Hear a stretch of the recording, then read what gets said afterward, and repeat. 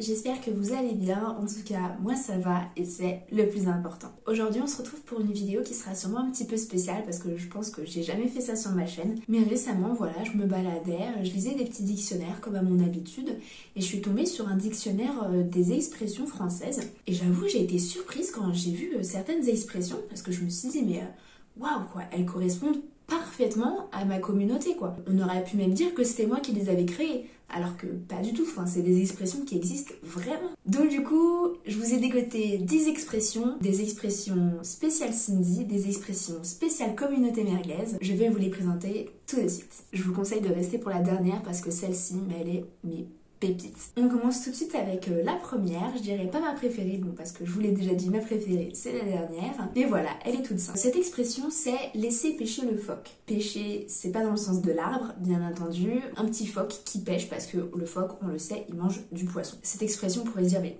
qu'est-ce que ça veut dire? C'est un peu comme un laisse tomber en fait. Dans une situation par exemple, ça serait qu'est-ce que t'es en train de faire? Ça a l'air trop cool et tout. Ben moi je répondrais ouais non mais laisse pêcher le phoque, tu comprendrais pas en fait. Ouais, c'est ça, c'est un laisse tomber, exactement. C'est quand même un laisse tomber spécial phoque quoi, donc spécial Cindy. J'étais trop contente d'avoir trouvé cette expression. On passe du coup tout de suite à la deuxième expression, toute simple elle aussi, j'en nettoie ma couronne. Donc celle-ci, je pense que c'est une de celles que je vais le plus utiliser maintenant que je la connais. Parce qu'en fait, c'est quand quelqu'un te dit par exemple oh mais pourquoi tu fais ça? Tu devrais pas faire ça comme ça. Bah toi tu dis bah écoute franchement j'en nettoie ma couronne quoi.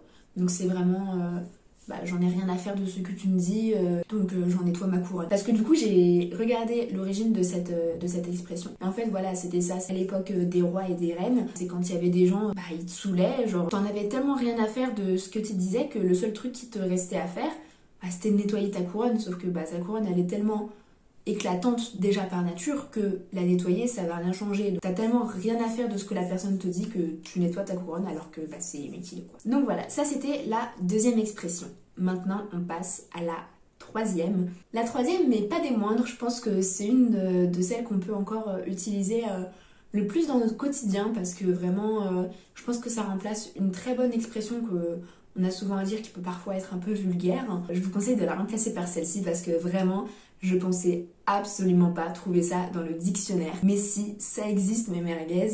Et cette expression, c'est « ça me crame les merguez ». Je pense que vous vous en doutez, mais c'est une expression qui veut dire en gros ça me saoule quoi. Je suis énervée, ça m'énerve. Donc ça me crame les merguez. Oh, vous avez une expression avec vous dedans mes merguez, c'est incroyable. Par exemple, une petite mise en situation, je suis à la caisse, il y a plein de gens devant moi, sauf que moi j'ai mon train dans 10 minutes, donc franchement ça me crame les merguez d'attendre autant de temps quoi. Voilà. L'origine de cette expression, je l'ai pas cherchée celle-ci, mais je pense que c'était une réunion de famille, un barbecue, et les merguez sont cramées quoi. Les merguez ont été cuites trop longtemps, donc forcément ça nous énerve. On fait le rapprochement des deux idées, bam, ça me crame les merguez. La quatrième, j'avoue, je l'aime pas mal aussi, parce que c'est un petit hommage à mon nom de famille. Donc comme vous le savez, je m'appelle Cindy Fresque. Et c'est pas la fresque, mais c'est la fresque. Et justement, cette expression, c'est la fresque. Et du coup, je trouve que c'est parfait. Voilà, c'est un petit clin d'œil, c'est génial. Celle-ci, c'est plus, quand même, au final, c'est pas trop une expression. Je dirais que c'est plus un proverbe. Je sais pas trop où la situer. Que dans un spectre où, par exemple, les expressions, elles sont là et les proverbes, ils sont là, je pense qu'elles seraient genre là quoi. Et du coup cette expression ou ce proverbe, appelez-la comme vous voulez, c'est fresque vide n'est pas remplie. Alors ça peut vous paraître un peu bête dit comme ça parce que ça paraît un peu logique puisque si une fresque elle est vide, elle est pas remplie. C'est plus profond que ça en fait. Je dirais plus que moi je l'ai plus interprété comme c'est pas parce que on fait une fresque, on écrit des mots, on fait quelque chose que ils seront lourds de sens en fait. Parfois on peut dire plein de choses. C'est pas pour autant que ces choses seront intéressantes en fait. Voilà, moi je l'ai interprété comme ça. Donc après c'est sûr, celle-ci elle est un peu plus dure à réutiliser au quotidien, mais bon, vu que c'était un petit clin d'œil à mon nom de famille, je ne pouvais pas ne pas vous la proposer. La cinquième, j'avoue c'est une de mes préférées aussi, genre je pense que avec ça me crame les merguez, c'est une des expressions qu'on peut réutiliser assez facilement, en tout cas plus que la précédente, c'est assez sûr. Donc celle-ci, elle se dit quand par exemple, voilà, vous avez eu une quantité de choses malheureuses dans votre journée, et puis là il y a une dernière chose qui arrive, bah là c'est le phoque quoi. C'est le phoque, c'est en fait ce gros animal qui arrive en surplus par-dessus en fait, qui... Voilà, c'est le truc en plus quoi, c'est le phoque. Pour une petite mise en contexte, une petite mise en situation, je dirais par exemple... Ouais, non mais Karine, elle est pas venue à la réunion, puis en plus elle se permet d'envoyer des mails après à la direction. Non mais c'est le phoque quoi. Voilà, moi je l'aurais vu un petit peu comme ça. Après, je sais pas comment vous interprétez ces expressions. Je pense que vous pouvez écrire dans les commentaires, voilà, quelles sont vos interprétations. Je pense que ça peut être hyper intéressant. Et puis après, c'est les expressions, voilà, c'est le langage. Le langage, il évolue, on peut l'adapter aussi à ce qu'on veut en faire, ce qu'on veut partager. On passe du coup à la 6e expression qui elle aussi se rapproche un peu plus des proverbes et qui elle aussi fait référence à vous mes merguez, puisque cette expression c'est « merguez cuite ne voit pas le poivron ». Donc celle-ci, elle est un petit peu énigmatique, hein. On pourrait se demander d'où elle sort, qu'est-ce que ça veut dire. Mais en fait, une fois que je l'ai lu 2 ou 3 fois, j'ai tout de suite compris quoi. Les merguez, c'est nous, et les poivrons, en fait, c'est les haters. Merguez cuite ne voit pas le poivron. En gros, c'est quand on est une merguez, on s'en fiche de la vie des autres, on s'en fiche du regard des autres. Voilà, on est nous, et c'est comme ça, c'est la vie quoi.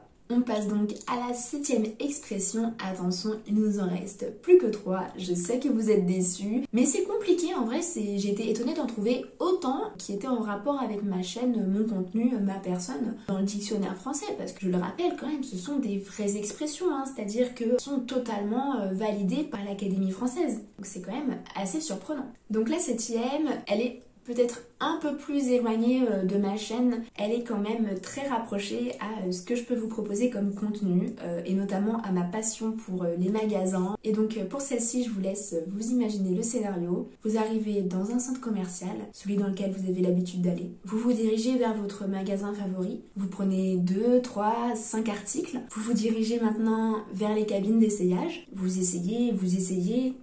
Rien ne va. Vous avez quasiment essayé tout le magasin, mais vraiment rien ne vous va. Donc là, vous jetez le cintre par-dessus la cabine d'essayage. Cette expression, je la trouve hyper intéressante parce qu'en fait, dès que tu la lis, tu comprends vite que c'est abandonner en fait, jeter l'éponge comme certains diraient, baisser les bras, plein d'autres expressions comme ça. Je la trouvais hyper explicite et je l'aime beaucoup, donc voilà, n'hésitez pas à la réutiliser. On passe à la 8e. La 8e, je l'aime beaucoup parce que je trouve que la sonorité est hyper intéressante. Quand on l'entend comme ça, on comprend pas trop ce qu'elle veut dire, donc c'est important de la voir avec ses yeux pour pouvoir en fait bien la comprendre et bien comprendre surtout en fait toute la nuance de cette expression. Cette expression qui est queen ne queen.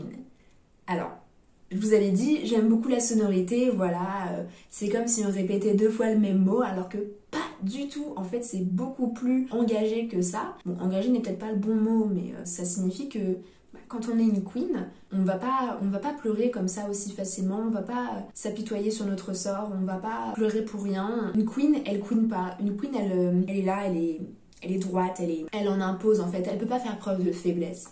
Moi, je ne peux pas faire preuve de faiblesse. Je trouve que cette expression, elle montre toute la grandeur en fait d'une queen et donc de moi par extension. Voilà, je la trouvais super intéressante et comme je vous l'ai dit, la sonorité, je l'adore. On passe donc maintenant à l'avant-dernière expression. Je ne pensais vraiment pas trouver une telle expression en fait. Et une expression si banale et en même temps si juste. Cette expression, elle concerne une personne très chère que j'ai perdue il y a un peu plus d'1 an. Vous le savez si vous suivez ma chaîne, mais je parle évidemment de Michel, mon baleineau. Et en fait, je trouve que cette expression, elle symbolise extrêmement bien qui était Michel. Et je trouve qu'elle lui rend hommage d'une façon magnifique. Je me demande même si cette expression n'a pas été créée exactement pour lui. Surtout que cette expression, c'est tout simplement se sentir Michel. Et en fait, se sentir Michel, c'est se sentir un peu triste, pas à sa place, voilà. Oh, comment ça va aujourd'hui? En ce moment, tu sais, je me sens un peu Michel. Et voilà, je trouve que cette expression, elle est vraiment... c'est Michel tout craché, quoi. D'un côté, ça me rend triste de l'utiliser, parce que ça me rappelle Michel, mais en même temps, elle lui fait tellement hommage. C'est tellement beau, c'est tellement juste, comme je vous l'ai dit, c'est... Voilà, j'aime beaucoup. Et malgré ce petit moment émotion, on passe enfin à la 10e. Mais mes merguez, je ne pensais vraiment pas, mais trouver ça sur un dictionnaire. Mon prénom marqué sur un dictionnaire avec une définition pareille, c'était improbable et pourtant tellement évident quoi. Et il y a vraiment une expression où il y a quasiment que mon nom dedans. Donc cette expression c'est être Cindy. Elle est totalement différente de se sentir Michel parce que c'est pas du tout les mêmes émotions. Être Cindy c'est être jolie, être belle. Et donc du coup, tu peux dire oh, t'es très Cindy aujourd'hui. La personne, elle est obligée de dire merci parce que, au final, elle me ressemblait un petit peu. Je suis tellement honorée d'avoir cette expression pour moi. C'est improbable, mais en même temps, voilà, comme je vous l'ai dit, tellement évident, quoi. Pourquoi je n'ai pas été au courant plus tôt? Donc voilà, n'hésitez pas, quand vous complimentez votre femme, votre père, votre mère, votre fils, être Cindy, tu es Cindy aujourd'hui, tu es très Cindy aujourd'hui. Meilleur compliment, je pense, qu'on peut faire à quelqu'un. Oui, parce que cette expression peut très bien être déclinée au masculin, il n'y a pas de souci. Ne sont Cindy pas que les femmes, évidemment. Tout le monde, je dis bien tout le monde, a le droit d'être Cindy. Je refuse que quelqu'un ne puisse pas être Cindy. Donc voilà, c'était mes 10 expressions que j'avais à vous proposer. Alors j'espère que vous avez été aussi choqués que moi parce que vraiment je n'étais absolument pas au courant de toutes ces expressions. Donc voilà, n'hésitez pas à les partager entre vous, à vous lancer des petites expressions merguez, Cindy, phoque.